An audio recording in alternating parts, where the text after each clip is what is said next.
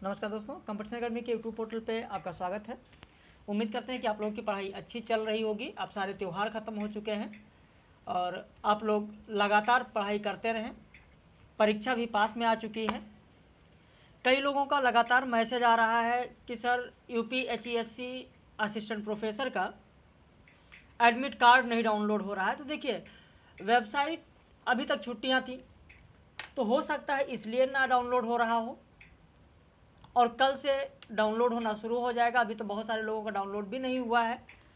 और दूसरी चीज़, कुछ ऐसे भी लोग हैं जिन्होंने पेमेंट करने के बाद, जब आपने फॉर्म फिलअप किया है उस समय पेमेंट जो आपने किया है, ट्रांजैक्शन आईडी अगर आपने वहाँ पर नहीं डाला है फॉर्म भरते समय,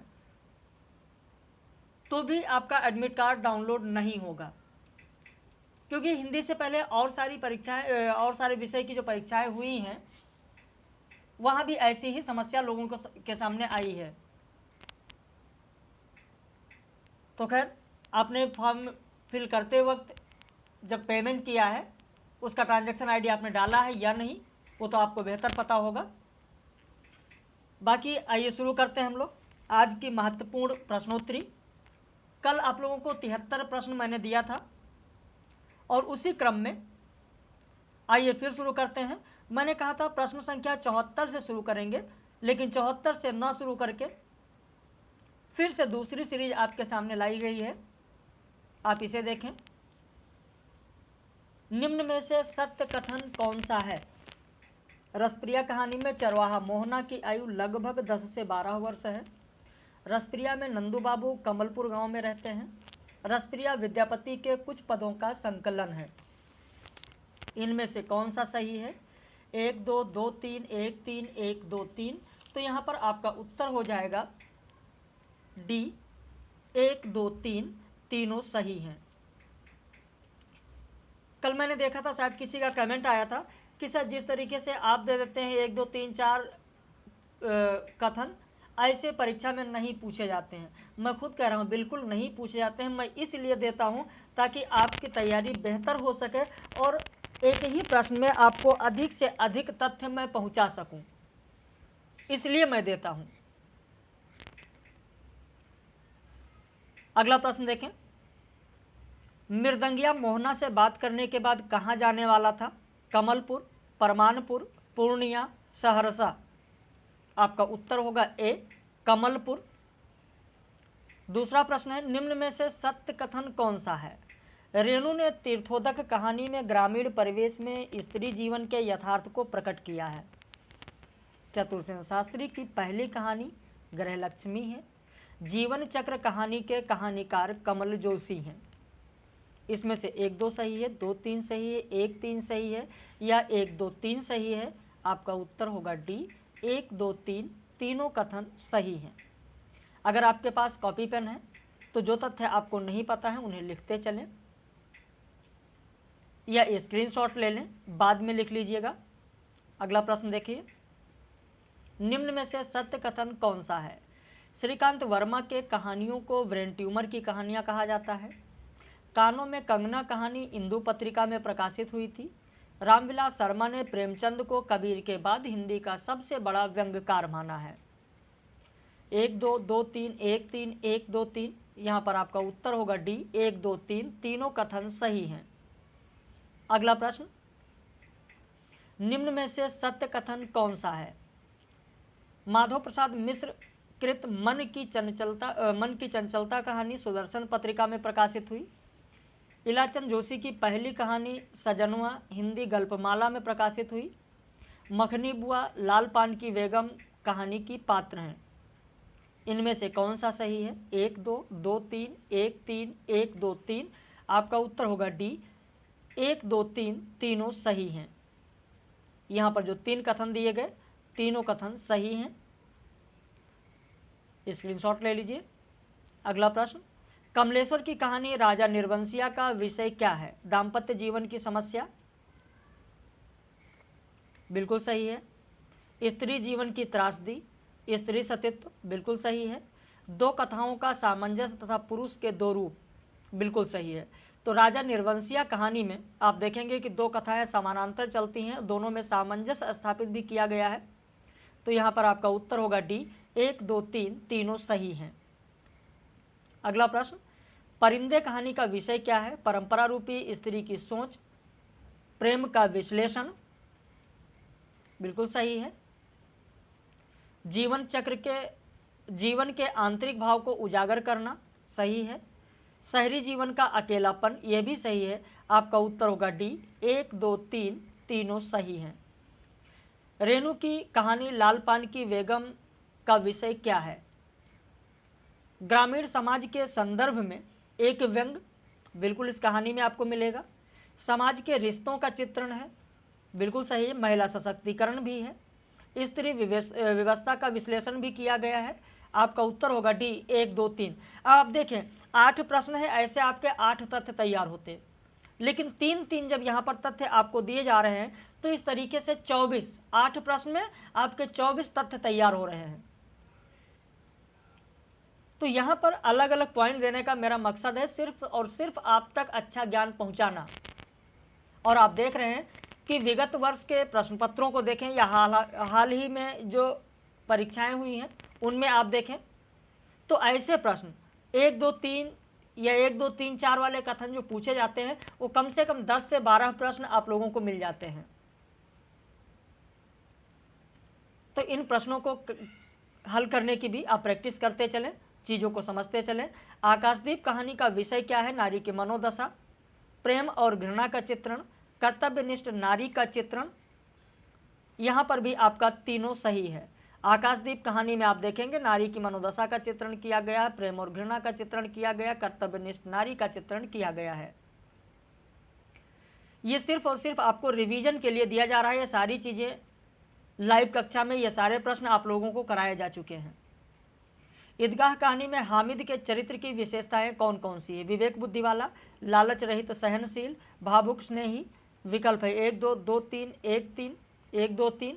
यहाँ पर उत्तर हो जाएगा डी, 1, 2, 3 हामिद की यह तीनों विशेषताएं हैं। अगला प्रश्न, चंद्रदेव से मेरी बातें कहानी में चंद्रग्रहण की तुलना किससे की गई है? आपका उत्तर होगा ब्रिटिश उपनिवेशवाद से की गई है। चंद्रदेव से मेरी बातें, ध्यान रखना है जो प्रश्नोत्तरी चल रही है वो यूपीएचएससी और यूजीसी नेट दोनों का कंबाइंड चल रहा है। इसमें से कुछ कहानियां ऐसी हैं जो आप देख रहे हैं कि यूपीएचएससी में नहीं है, सिर्फ यूजीसी नेट में ही आपको मिलेंगी। तो इस तरीके से आप देखेंगे दोनों के लिए कंबाइंड चल रहा है। एक अजनबी की हैसियत से पराई जमीन पर जीना काफी खौफनाक बात है। परिंदे कहानी में उपरोक्त कथन किसका है? Miss would, Latika, Mukherjee, Hubert. आपका उत्तर होगा सी, डॉक्टर मुखर्जी। निम्न में से किसका प्रकाशन बाद में हुआ? तीसरी कसम, राजा निर्बंसिया, परिंदे, चीफ की दावत। तो यहां पर आपका उत्तर हो जाएगा पहला। इसका प्रकाशन इन चारों में सबसे बाद में हुआ, तीसरी कसम का 1966 में। बाकी राजा निर्बंसिया आप देखेंगे 1957 में हुआ है, परिंदे देखेंगे 1956 में हुआ है, चीफ की दावत 1953 में हुआ है। भारत पाकिस्तान विभाजन पर आधारित कहानी कौन सी है? मलबे का मालिक, मोहन राकेश, चिंगारियां, पांडे बेचन शर्मा उग्र, परिंदे, निर्मल वर्मा, तीसरी कसम, फरीश्वरनाथ रेणु। उत्तर हो जाएगा आपका ए, मलबे का मालिक, मोहन राकेश, जो कि यूपीएचएससी के पाठ्यक्रम में यह कहानी है, पूरा पढ़ाया गया है। इस पर आधारित सारे प्रश्न भी कराए गए हैं आप लोगों को। रेणु की कहानी तीसरी कसम का विषय क्या है? प्रेम का चित्रण, गांव के अधेड़ उम्र के इंसान की व्यवस्था, कंपनी के लिए नाचने वाली महिला की व्यवस्था। 1, 2, 2, 3, 1, 3, 1, 2, 3। उत्तर होगा यहाँ पर डी, 1, 2, 3 तीनों सही हैं। प्रेम का चित्रण भी किया गया है, गांव के अधेड़ उम्र के इंसान की व्यवस्था भी बताया गया और कंपनी में नाचने वाली महिला की व्यवस्था का भी चित्रण किया गया है। निम्न में से सत्य कथन कौन सा है? तमस उपन्यास में मुराद अली के कहने पर नत्थू एक सुअर की हत्या करता है। तमस उपन्यास में इकबाल सिंह को विवश होकर मुसलमान बनना पड़ा था। तमस उपन्यास में हरनाम सिंह की पुत्री का नाम हरमीत कौर है। 1, 2, 2, 3, 1, 3, 1, 2, 3। तो यहाँ पर उत्तर होगा आपका ए, केवल 1, 2 सही है। अब आप सोच रहे होंगे तीसरा गलत क्यों है? तीसरा गलत इसलिए है क्योंकि तमस उपन्यास में हरनाम सिंह की पुत्री का नाम हरमित कौर नहीं जसवीर कौर है। क्या नाम है? तो ध्यान रखना, जसवीर कौर। जसवीर कौर है, हरमीत कौर नहीं है। क्लियर? अगला प्रश्न, तमस उपन्यास में दंगे को रोकने के लिए कौन प्रस्ताव लेकर शेख गुलाम रसूल से मिलने जा रहा था कि गली के सिरे पर उसकी हत्या कर लाश गुरुद्वारे के नज़दीक फेंक दिया गया? तेज सिंह, निहंग सिंह, सोहन सिंह, हरनाम सिंह। आपका उत्तर होगा बी, निहंग सिंह। अगला प्रश्न, तमस उपन्यास में एक वयोवृद्ध व्यक्ति ने किससे कहा है कि कांग्रेस सबकी जमात है? हिंदुओं की, सिखों की, मुसलमानों की? महमूद से, मुराद अली से, बख्शी जी से, हरनाम सिंह से? उत्तर हो जाएगा ए, महमूद से एक वयोवृद्ध व्यक्ति कहता है तमस उपन्यास में कि जो कांग्रेस है ये कांग्रेस सबकी जमात है। सबकी जमात है यानी सबकी अर्थात हर जातियों की जमात है, चाहे वो हिंदू हो, चाहे वो सिख हो, चाहे वो मुसलमान हो, सबके लिए। तो यहाँ पर 18 का उत्तर आपका ए होगा। तमस उपन्यास के बारे में सत्य कथन कौन सा है? फलों के बाग से गुजरते हुए रिचर्ड्स ने लार्क पक्षी की आवाज़ सुनी। लार्क किसे कहा गया? तो चकवा पक्षी, ध्यान रखना। हरनाम सिंह से करीम खान ने कहा कि यहाँ से चले जाओ, बाहर से बलवाई आ रहे हैं। बलवाई अर्थात बलबा करने वाले, बवाल करने वाले। सैदपुर गांव में 27 महिलाएं कुएं में डूबकर जान दे देती हैं। ये भी आपके लिए महत्वपूर्ण है कि तमस उपन्यास में किस गांव में 27 महिलाएं कुएं में डूबकर जान देती हैं? तो सैदपुर गांव। या कितनी महिलाएं? तो 27 महिलाएं। तो कुछ इस तरीके से भी प्रश्न बन सकता है। तो यहाँ पर जो तथ्य दिए जाते हैं 1, 2, 3 में, इसे आप जरूर ध्यान रखिए। आपका उत्तर होगा यहाँ पर डी, 1, 2, 3 तीनों सही हैं। अगला प्रश्न देखें, तमस उपन्यास के बारे में सत्य कथन कौन सा है? सूअर को मारकर केलों वाली मस्जिद की सीढ़ियों पर फेंका जाता है। सीढ़ियों पर या दरवाजे पर, कुछ भी कह सकते हैं आप। दरवाजे पर अर्थात दरवाजे के सामने। लीजा ने कहा कि यदि 103 गांव जल जाए तो भी ऐसा ही तो भी नहीं। यानी जब रिचर्ड से लीजा कहती है, जब वहाँ पर उनके पास संदेश आता है कि वहाँ पर दंगा हो रहा है, बवाल हो रहा है, इस पर बातें होती हैं लीजा और रिचर्ड्स में, तब लीजा कहती है। रमजान की बहू का नाम अकरा था। सर्वप्रथम सांप्रदायिक दंगा नूरपुर में प्रारंभ होता है। यहाँ पर आपके 4 के चारों कथन सही दिए गए हैं, इसे ध्यान रखना। अब इस पर देख सकते हैं कि इस तरीके से प्रश्न बनता है कि तमस उपन्यास में सांप्रदायिक दंगा सर्वप्रथम किस गांव में प्रारंभ हुआ? तो नूरपुर में। यह रमजान की बहू का क्या नाम था? अकरा नाम था। या यह कथन किसका है? यह तमस उपन्यास में सूअर को मारकर कहाँ की मस्जिद के सामने या मस्जिद की सीढ़ियों पर फेंका गया? तो केलों वाली मस्जिद। तो इस तरीके जो तथ्य हैं, इन तथ्यों को जरूर ध्यान रखें। कहाँ से कैसे प्रश्न बन जाएंगे या बन सकते हैं, वो सारी चीज आपको बताते चल रहे हैं। तमस उपन्यास के बारे में सत्य कथन कौन सा है? मुराद अली ने नत्थू को सूअर मारने के लिए 5 रुपए दिए थे। मृत सूअर को मस्जिद के दरवाजे पर फेंकने वाला कालू ईसाई जाति का था। नत्थू को मिले 5 रुपए में से उसने 1 रुपए फकीर को दे दिया था। रिचर्ड्स के अनुसार लोगों की आंखों का रंग ब्राउन था। सन 36 के फसाद के बाद घड़ियाल लगवाया गया था। घंटा घड़ियाल, आप समझ रहे होंगे। इनमें कौन सा कथन सही है? आपका उत्तर होगा डी, उपरोक्त सभी सही हैं। अब आप देखेंगे कि इन सारे तथ्य से प्रश्न बन सकते हैं। अगला प्रश्न देखें, निम्न में से सत्य कथन कौन सा है? अमृतलाल नागर की रचना नवाबी मसनद की भूमिका रामविलास शर्मा ने लिखी है। अमृतलाल नागर रामविलास शर्मा को कोतवाल नाम से पुकारते थे। चलो हटो रास्ता दो, पहले भौजी से मिले दो, जिनके परान इनके दर्शन में अटके हैं। मानस के हंस में यह गंगा का कथन है। यहां पर भी आप देखेंगे कि तीनों कथन सही हैं। 1, 2, 3 जो दिए गए, ये तीनों कथन सही हैं। आप स्क्रीनशॉट ले लें या वीडियो को रोककर आप इसे जरूर लिख लिया करें। गोदान उपन्यास के बारे में किसने कहा है कि जिस प्रकार नदी के दो तट परस्पर असंबद्ध दिखते हैं पर होते नहीं, क्योंकि उन्हीं के बीच से जलधारा बहती है, उसी प्रकार ग्रामीण व शहरी कथाएं असंबद्ध दिखती हैं पर उन्हीं के बीच से भारतीय जीवन की विशाल धारा बहती है। नलिन बिलोचन शर्मा, नंद दुलारे वाजपेयी, शांत प्रिय द्विवेदी, बाबू गुलाब राय। उत्तर हो जाएगा ए, नलिन बिलोचन शर्मा। यहाँ पर उत्तर होगा आपका पहला, नलिन बिलोचन शर्मा। गोदान के पात्र जो राय साहब हैं वह शहर से कितनी बार गांव जाते हैं? आपका उत्तर हो जाएगा 3 बार गांव जाते हैं। राय साहब 3 बार गांव जाते हैं। अगला प्रश्न, राम राम कहो रत्ना, सीताराम सीताराम। होठों ने फिर फड़फड़ाना आरंभ किया, कलेजे की प्राण कुलाचे मार कंठ तक आ गई। उपरोक्त कथन किस उपन्यास का है? अग्निगर्भा, मानस का हंस, बूंद और समुद्र, मैयादास की माड़ी। उत्तर हो जाएगा आपका बी, मानस का हंस। अगला प्रश्न देखें, प्रश्न संख्या 26। गोदान में अधेड़ उम्र का जो रामसेवक है वो किसके साथ शादी करता है? उत्तर हो जाएगा आपका ए, रूपा के साथ शादी करता है। गोदान में ग्रामीण कथा ही आधिकारिक कथा है, शहरी कथा प्रासंगिक होकर रह गई है। किसने कहा है? आपका उत्तर होगा ए, बाबू गुलाब राय ने कहा है। निम्न में से सत्य कथन कौन सा है? गोदान में धनिया शोषणकारी शक्तियों के विरुद्ध संघर्षशील स्त्री पात्र है। प्रेमचंद के नारी पात्रों में धनिया अन्यतम है, रामविलास शर्मा ने कहा। गांधी और मार्क्स को प्रेमचंद ने फेंट कर मिलाया है, रामस्वरूप चतुर्वेदी ने कहा।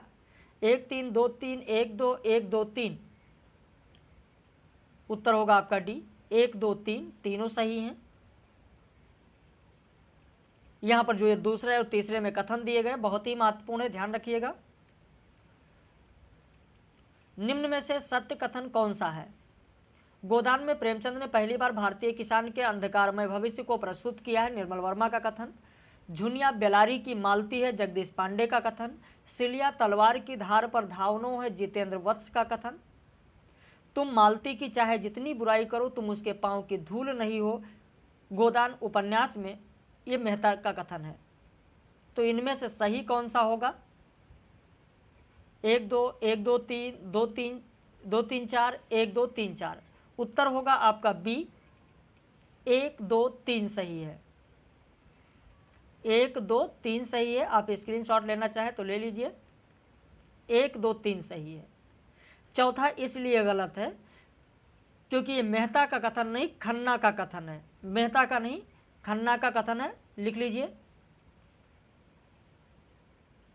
खन्ना ने कहा है कि तुम मालती की चाहे जितनी बुराई कर लो तुम उसके पांव की धूल नहीं हो।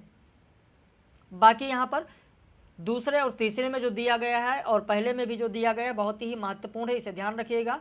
झुनिया बेलारी की मालती है, सिलिया तलवार की धार पर धावनो है, और पहला गोदान में प्रेमचंद ने पहली बार भारतीय किसान के अंधकारमय भविष्य को प्रस्तुत किया। ये तीनों बहुत ही महत्वपूर्ण कथन है और मैं बार बार कहता हूं कि आप लोग अपनी प्रतिक्रिया जरूर व्यक्त करें, लेकिन बहुत सारे लोग देखने वाले तो हजारों की संख्या में होते हैं, लेकिन प्रतिक्रिया व्यक्त करने वाले लोगों की संख्या मुश्किल से 10-12 होती है। आप प्रतिक्रिया व्यक्त करें, आप जरूर बताएं कि यह प्रश्न आपके लिए कितना महत्वपूर्ण है और अगर इन प्रश्नों को आप हल करते तो आपके कितने प्रश्न सही होते। गोदान उपन्यास में खन्ना साहब का पूरा नाम क्या है? चलिए एक प्रश्न छोड़ते हैं, आप लोगों के लिए जरूर बताइएगा कमेंट में, देखते हैं कितने लोग बताएंगे। इससे पता चल जाएगा कि आप कितने सीरियस होकर वीडियो को देखते हैं। गोदान उपन्यास में खन्ना साहब का पूरा नाम क्या है? ओम प्रकाश खन्ना, वेद प्रकाश खन्ना, दीनदयाल खन्ना या माताराम खन्ना? प्रश्न संख्या 30 आप लोगों के लिए छोड़ रहे हैं, ध्यान रखिएगा। अब देखते हैं कमेंट करके कितने लोग सही उत्तर बताते हैं। बताएंगे ना आप लोग? चलिए ठीक है, आपके कमेंट का इंतजार रहेगा। निम्न में से बसंती उपन्यास के बारे में किसने कहा कि बसंती उजड़ने और बसने का प्रतीक है, अपनी बस्ती की तरह? अब आप देखेंगे बसंती उपन्यास आपके पाठ्यक्रम में है, यूपीएचएससी के पाठ्यक्रम में है। उत्तर होगा ए, मधुरेश। अगला प्रश्न है, शब्द अर्थ को प्रकट है, रस समझन नहीं दे, सो दूषण तनमन विथा, जो को हरिले। उपरोक्त पद किसका है? कुलपति मिश्र, भिखारी दास, चिंतामणि, भोजराज। उत्तर हो जाएगा ए, कुलपति मिश्र। अगला प्रश्न, चलिए अगले प्रश्न पर आने से पहले आपको बता दें, तो कुछ लोग कहेंगे कि सर ने बताया नहीं और फिर मैंने ध्यान नहीं दिया। ध्यान रखिएगा, वेद प्रकाश खन्ना, लेकिन मेरे बताने का मतलब ये नहीं कि आप कमेंट ना करें। मेरे बताने से पहले आपको पता था या नहीं, कमेंट करके आपको जरूर बताना है। माधुर्योजः प्रसाद ख्यास्त्र यस्ते न पुनर्दशः, उपरोक्त उक्ति किसकी है? मम्मट, वामन, दंडी, भरतमुनि। उत्तर हो जाएगा मम्मट का कथन है, मम्मट की उक्ति है।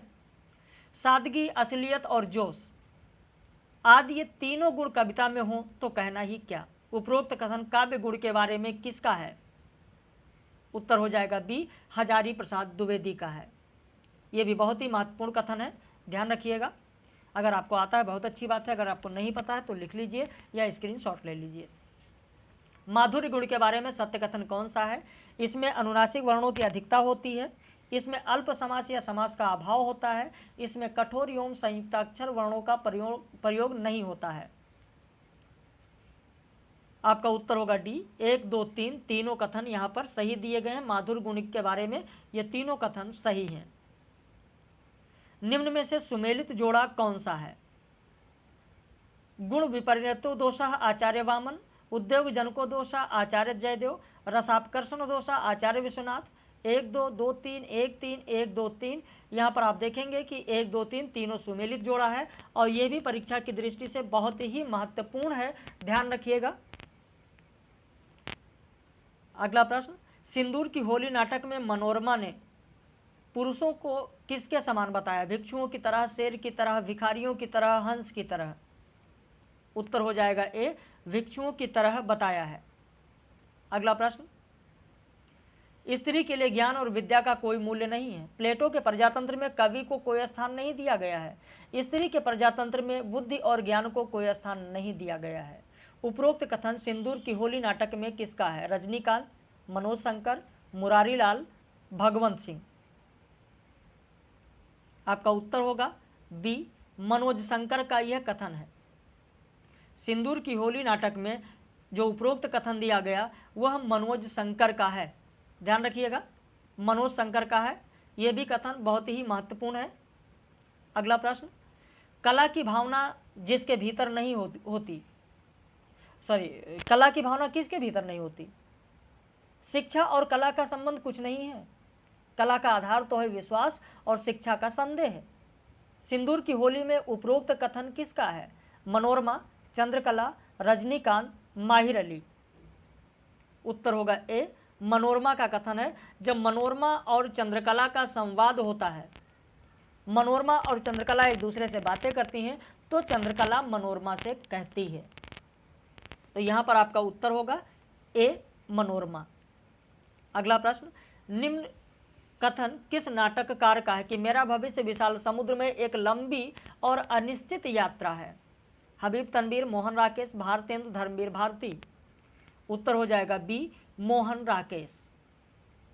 आषाढ़ का एक दिन नाटक में निम्न कथन किसका है कि योग्यता 1/4 व्यक्तित्व का निर्माण करती है, शेष पूर्ति प्रतिष्ठा द्वारा होती है? निक्षेप, रंगनी संगनी, अनुस्वार अनुनासिक या दंतुल।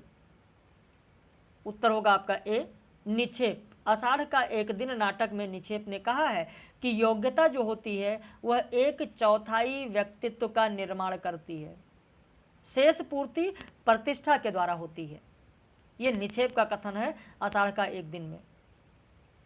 बहुत ही महत्वपूर्ण प्रश्न कराए जा रहे हैं। आप देखें, अगर आप नए हैं तो चैनल को सब्सक्राइब कर लीजिए ताकि जब भी वीडियो हम डालें तो उसका नोटिफिकेशन आपको जरूर मिले। और साथ में प्रतिक्रिया देना अपना ना भूलें, प्रतिक्रिया जरूर व्यक्त करें, जरूर बताएं कि यह प्रश्न आपके लिए कितने उपयोगी हैं। आषाढ़ का एक दिन नाटक में निम्न कथन किसका है? मैं आपका कष्ट समझ रही हूँ, जो भी सहायता मुझसे बन पड़ेगी अवश्य करूँगी। मल्लिका, अंबिका, प्रियंगु मंजरी, रंगनी। उत्तर हो जाएगा प्रियंगु मंजरी का यह कथन है। यह कथन किसका है? प्रियंगु मंजरी। अगला प्रश्न देखें, आषाढ़ का एक दिन नाटक में निम्न कथन किसका है कि मेरी समझ में नहीं आता कि इसमें क्रय विक्रय की क्या बात है? सम्मान मिलता है, ग्रहण करो। नहीं, कविता का मूल्य ही क्या? मातुल, कालिदास, दंतुल, अंबिका। आपका उत्तर होगा ए, मातुल का यह कहना है कालिदास से। तो यह कथन किसका है? मातुल का है। यह भी आपके लिए बहुत ही महत्वपूर्ण है, ध्यान रखना। आषाढ़ का एक दिन नाटक में दंतुल का कथन कौन सा है? परंतु यह हरिण शावक जिसे बाहों में लिए हैं, मेरे बाण से आहत हुआ है, इसलिए यह मेरी संपत्ति है। तो राजपुरुष में अपराध का निर्णय ग्रामवासी करेंगे। ग्रामीण युवक अपराध और न्याय का शब्दार्थ भी जानते हैं, समझदार व्यक्ति जान पड़ते हो, फिर भी यह नहीं जानते हो कि राजपुरुषों के अधिकार बहुत दूर तक जाते हैं। आपका उत्तर होगा यहाँ पर डी, 3 के तीनों कथन दंतुल के हैं। ये दंतुल के तीनों कथन है, ध्यान रखिएगा, स्क्रीनशॉट ले लीजिए। आषाढ़ का एक दिन नाटक में निम्न कथन किसका है? आपके कारण मैं थकूंगा, मुझे आप दिन भर पर्वत शिखर से खाई में, खाई से पर्वत शिखर पर जाने को कहती रहें तो भी मैं नहीं थकूंगा। दंतुल, मातुल, कालिदास, निक्षेप। उत्तर हो जाएगा बी, मातुल का यह कथन है।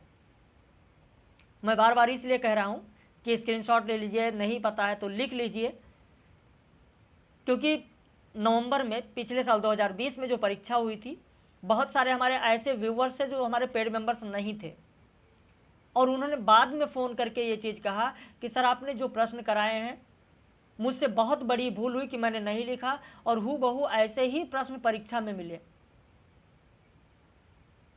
तो बाद में आपको कहीं पश्चाताप न हो इस चीज़ का, इसलिए मैं बार बार कह रहा हूँ। कुछ लोग सोच रहे होंगे सर बार बार तो एक ही बात रिपीट कर रहे हैं, एक ही बात रिपीट कर रहे हैं, क्योंकि आलोचना करने वालों की कमी नहीं होती है, लेकिन वो ये नहीं समझेंगे कि मैं सिर्फ और सिर्फ उनके फायदे के लिए कह रहा हूँ। अगला प्रश्न, आषाढ़ का एक दिन नाटक से संबंधित सत्य कथन कौन सा है? मल्लिका नाटक के अंतिम दृश्य में करुणा की मूर्ति बनी हुई सामने आती है। मल्लिका यथार्थ से टक्कर लेती है और कालिदास के ग्रंथों को देखकर प्रसन्न होती है। यह आषाढ़ की वर्षा मेरे लिए काल हो रही है, मल्लिका का कथन 1 2 2 3 1 3 1 2 3, इनमें से कौन सा सही है? उत्तर होगा डी, 3 के तीनों कथन सही हैं। आषाढ़ का एक दिन जो नाटक है उससे संबंधित जो ये 3 कथन दिए गए, तीनों कथन सही हैं, क्योंकि मल्लिका नाटक के अंतिम दृश्य में करुणा की मूर्ति बनी हुई सामने आती है, मल्लिका यथार्थ से टक्कर लेते और कालिदास के ग्रंथों को देखकर प्रसन्न होती है।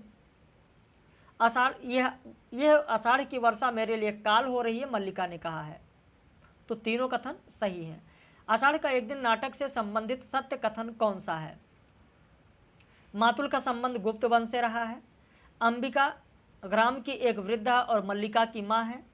अंबिका मल्लिका के विवाह न करने से वह दुखी है। मल्लिका का भावनामय प्रेम उसकी समझ से परे है। यहाँ पर उत्तर होगा आपका डी, ये चारों कथन यहाँ पर सही हैं, चारों कथन सही हैं। अगला प्रश्न, निम्न में से बेमेल जोड़ा कौन सा है? तुम यह सब कहकर मेरा दुख कम नहीं कर रहे हो विलोम, मैं अनुरोध करती हूँ कि तुम इस समय मुझे अकेला रहने दो। मल्लिका का कथन गलत है, पहला ही गलत है, मल्लिका का कथन नहीं है। 48 का उत्तर आपका ए होगा, क्योंकि यह मल्लिका का कथन नहीं है, यही बेमेल जोड़ा है, यह अंबिका का कथन है। आप लिख लें, अंबिका का कथन है। अभी भी रोती हो उसके लिए, उस व्यक्ति के लिए जिसने, यह भी अंबिका का कथन है। मैं आज सारे ग्राम में घोषणा करने जा रहा हूं कि मेरा इस कालिदास नामधारी जीव से कोई संबंध नहीं है, मातुल का कथन बिल्कुल सही है।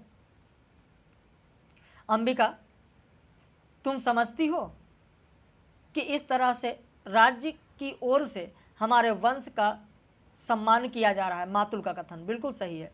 तो यहाँ पर बेमेल जोड़ा पूछा गया, तो पहला विकल्प आपका सही होगा, पहला बेमेल है, क्योंकि पहला कथन मल्लिका का नहीं अंबिका का है। लावारिस लाश को गिद्ध नोच नोच कर खा जाते हैं, उपरोक्त कथन किस नाटक का है? भारत दुर्दशा, अंधा युग, बकरी, महाभोज। उत्तर होगा आपका डी, महाभोज। किसकी मौत का भोज है महाभोज राजनीतिक दृष्टि से? आपका उत्तर हो जाएगा विशेश्वर अर्थात विशु। तो यहां पर 49 में आपका डी हो गया, 50 में आपका ए हो गया। अगला प्रश्न, कहां रखा है पदवद?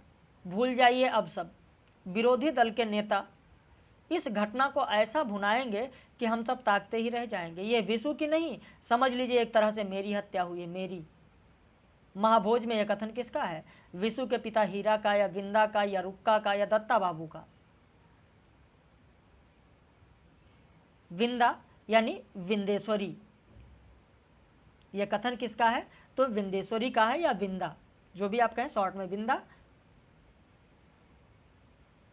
हबीब तनवीर के नाटक आगरा बाजार में कौन अपना माल बेचने के लिए नज़ीर अकबराबादी की नज़मों की मदद लेता है?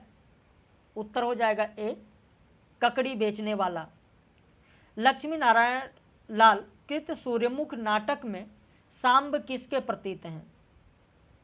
उत्तर हो जाएगा आपका बी, सांब वर्तमान के प्रतीक हैं। अतीत के प्रतीक कृष्ण हैं, भविष्य के प्रतीक प्रद्युम्न हैं और आधुनिक सत्ता लोलुप शक्ति के प्रतीक वभ्रु हैं। लेकिन यहां पर पूछा गया सांब, तो सांब वर्तमान के प्रतीक हैं। असुर सुंदरी नाटक किसका है? आपका उत्तर हो जाएगा असुर सुंदरी नाटक उदय शंकर भट्ट का है। कौन सी रचना लक्ष्मी नारायण लाल का नहीं है? सूर्यमुख, कलंकी, पीले हाथ, अब्दुल्ला दीवाना, पीले हाथ। तो यहां पर आपका उत्तर होगा डी, पीले हाथ वृंदावन लाल वर्मा का है, लक्ष्मी नारायण लाल का नहीं है। मैं बार बार कह रहा हूं, ध्यान दीजिए, जो भी नए लोग हैं चैनल को सब्सक्राइब कर लें ताकि जब भी वीडियो पब्लिश किया जाए तो उसका नोटिफिकेशन आपको मिले।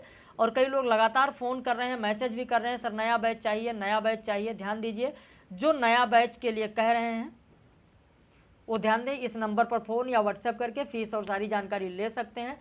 हमारा पेड नया बैच जो शुरू होगा वह आपको मिलेगा 15 नवंबर से पहला बैच और 10 दिसंबर से दूसरा बैच, यानी एक यूपीएचईएससी की परीक्षा के बाद और दूसरा यूजीसी नेट की परीक्षा के बाद।